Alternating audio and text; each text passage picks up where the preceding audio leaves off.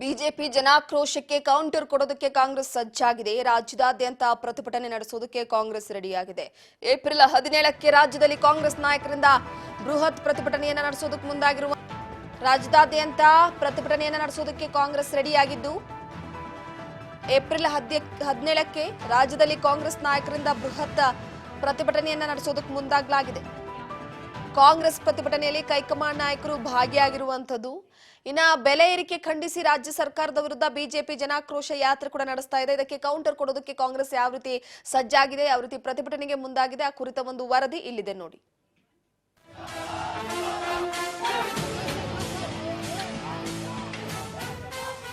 ರಾಜ್ಯದಲ್ಲಿ ಹಾಲು, ಮೊಸರು, ಬಸ್ಸು, ಮೆಟ್ರೋ ದರ ಏರಿಸಿ ಜನಸಾಮಾನ್ಯರ ಮೇಲೆ ಆರ್ಥಿಕ ಹೊರೆಯನ್ನ ಹೊರಿಸ್ತಾ ಇದ್ದಾರೆ. 5 ಗ್ಯಾರಂಟಿಗಳಿಗೆ ಹಣ ಸರಿದೂಗಿಸಲು ಈ ಪ್ರಯತ್ನ ನಡೆಸಿದ್ದು ನಾವು ಇದನ್ನ ಖಂಡಿಸುತ್ತೇವೆ.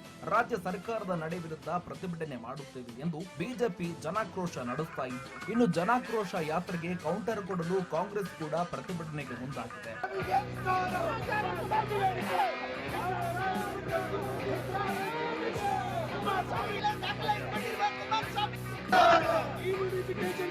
ಹೌದು, ರಾಜ್ಯ ಬಿಜೆಪಿ ನಾಯಕರು ಕೇಂದ್ರ ಸರ್ಕಾರದ ವಿರುದ್ಧ ಜನಾಕ್ರೋಶ ಯಾತ್ರೆ ಮಾಡ್ತಾ ಇದ್ರು.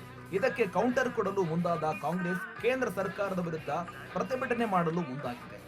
ಏಪ್ರಿಲ್ 17ರಂದು ನಗರದ ಫ್ರೀಡಂ ಪಾರ್ಕ್ನಲ್ಲಿ ರಾಜ್ಯ ಮಟ್ಟದ ಪ್ರತಿಭಟನೆ ನಡೆಯಲಿದ್ದು, ಈ ಹಿನ್ನೆಲೆ ಇಂದು ಪೂರ್ವ ಸಿದ್ಧತಾ ಸಭೆಯನ್ನ ಡಿಸಿಎಂ ಡಿಕೆ ಶಿವಕುಮಾರ್, ಸಚಿವರು, ಬೆಂಗಳೂರಿನ ಬ್ಲಾಕ್ ಕಾಂಗ್ರೆಸ್ ಅಧ್ಯಕ್ಷರು, ಮುಂಚೂಣಿ ಘಟಕಗಳ ಸದಸ್ಯರು ಹಾಗೂ ಪರಿಷತ್ ಸದಸ್ಯರ ಜೊತೆ ಸಭೆ ನಡೆಸಿದರು.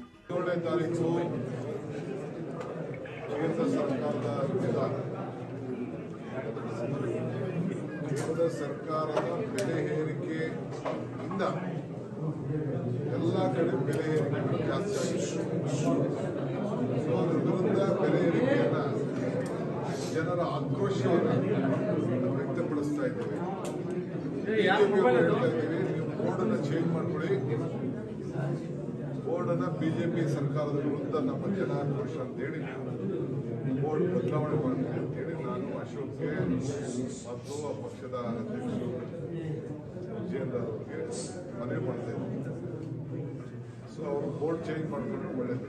ಯಾಕಂದರೆ ಇರೋ ಸತ್ಯಾಂಶ, ಆವತ್ತಿನ ಬೆಲೆ ಏನಿತ್ತು ಮೋದಿ ಸರ್ಕಾರ ಬಂದಾಗ ಇವತ್ತು ಬೆಲೆ ಏನಿದೆ ಅನ್ನೋದ್ರಿಂದ ಇದನ್ನೆಲ್ಲ ತಡೆಗಟ್ಟಬೇಕು ಅಂತಲೇ ನಾವು 5 ಗ್ಯಾರಂಟಿಗಳನ್ನು ಕೊಟ್ಟಿದ್ದು.